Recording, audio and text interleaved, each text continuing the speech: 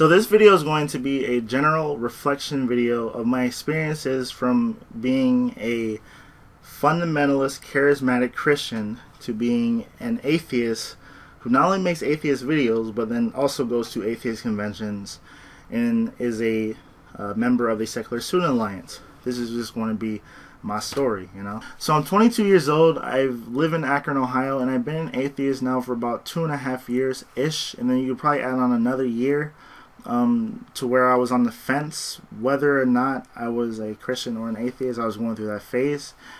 And let me start off with probably elementary school. When I was in elementary school, I went to public schools, but from the time I was like 4 or 5 up until maybe 11 or 12, I was what you would probably consider a cultural Christian. I mean, I still believed in God and the Bible, but I never really went to church that much. It really was never something we discussed in depth. My grandmother gave me Bibles, but other than that, really never went to church. But then when I got into middle school, I got involved in the Big Brothers Big Sisters program. My father is dead. He was murdered 3 months before I was born. And, I never had a father figure. But my mom, she still took care of me, but she thought it was good that I get involved in this program. And the guy that they assigned to me was a fundamentalist Christian. I mean, he was a good guy, but his views were entrenched in Christian fundamentalism, And a lot of the stuff that he believed in rubbed off on me. So by the time I was in the 6th or 7th grade, I actually was going to church, not just on not just Sunday mornings, but I would also go to church for 4 hours on top of the 2 hours in the morning. But I would go to church Sunday nights for 4 hours every single Sunday from the time I was in the I want to say like the 7th grade all the way up until the 11th or 12th grade. Or actually, no, the 11th grade is when I stopped. And I would go there every Sunday. 6 hours of my Sunday were spent inside a mega church. And I just look back now, I'm like, man, I could have been doing other stuff like reading a science book or something. But my views back then were quite different from how they are now. For instance, my views on gay people and homosexuality was that of a homophobe when I was growing up. But now it's like I make videos in defense of gay marriage. I think that everyone should be treated equally. But when I was growing up, I was told that homosexuals are bad, they're evil, they're depressive, and this actually changed before I became an atheist. Around the 10th grade, one of my best friends growing up came out as gay, and I knew him since kindergarten, and that imagery I had in my head of gay people being like, these evil, unhappy people, depressive. I mean, most of the gay people I know, not to sound stereotypical, are some of the most happiest, jolliest people you can be around. Like I have like some gay friends who, you might have a shitty day and like they have that thing about them that's just like they're proud to be who they are, and I respect that so much. And that was probably one of the reasons I started to be skeptical, even in high school, of what I was being taught in church. I would question a lot of the stuff they would tell me, such as the guy who lived in a whale for a month. I mean, that shit, even when I was in the 7th grade, sounded crazy, but I believed it because I had a fear of death and of going to hell. I would shut off the logical part of my brain in order to in order to have them indoctrinate me into believing in nonsense, because I didn't want to burn in hell and I wanted to be a good Christian. I actually went to hell houses growing up. And up until the point of, after I graduated from high school, in the summer between my graduation and my freshman year in college, I actually read the Bible from front to back. I didn't immediately become an atheist, but that was sort of the tipping point where for the next year, pretty much the whole entire part of my freshman year, I was skeptical, or maybe even on the fence, of becoming an atheist. I was just scared of death, and that's what really held me back. But then by the time I was a sophomore, I sort of got over. But once I was able to overcome my fear of death and dying, becoming an atheist and leaving Christianity was almost as easy for me to shoot a layup on a kiddie hoop or something. It was that great wall of fear was just disappeared almost immediately.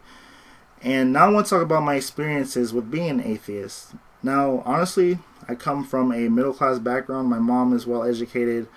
She has a master's degree.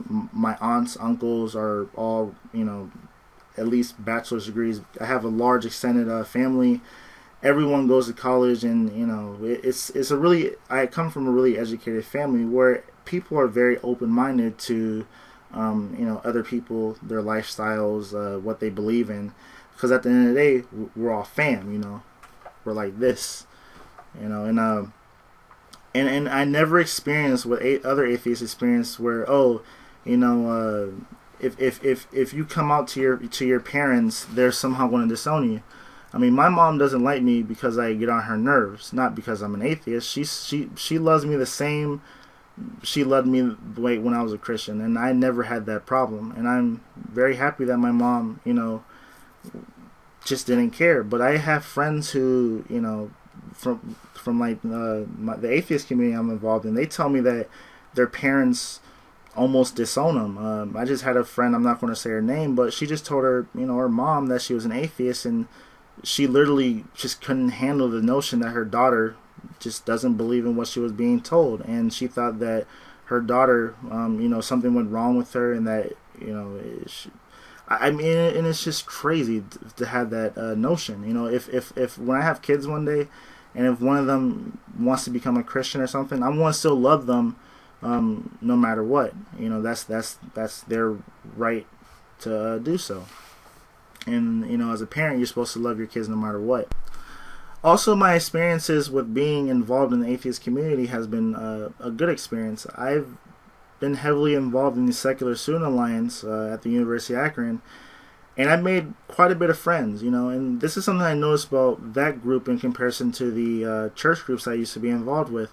The Secular Student Alliance, the people who are a part of it, for the most part, are open to hearing other people's opinions. So if I might disagree with someone on a particular issue, but at the end of the day, we can still be friends. But then when it comes to the church group I was involved with, if I didn't believe, or if my views didn't align with their beliefs, they would shut down. They would just think you're evil. They think they're automatically right on everything. Where the group I'm involved with now, everyone wants to learn from others, and it's like this group of individuals who want to better themselves. Another reason that I'm involved in the Secular Student Alliance is because they are advocates for separation of church and state. They are passionate about retaining a secular democracy, and I don't think this should just lie on the shoulders of an atheist/secular group. I think that religious people also should want to ensure that we remain a secular democracy, because let's say that one set of Christianity turns this country into a theocracy. That means, let's say Methodists turn this country into a Methodist theocracy. That means any other group that doesn't align with the Methodist leadership is going to be oppressed. And I think that a secular democracy where everyone's equal, they have the right to believe in what they want to believe in, I think that's one of the best, if not the best, form of governance. A theocracy, to me, is the worst form of governance. So in closing, the label atheist, to me, doesn't really mean much. It just means that I lack religious beliefs. But my thought process is what matters more.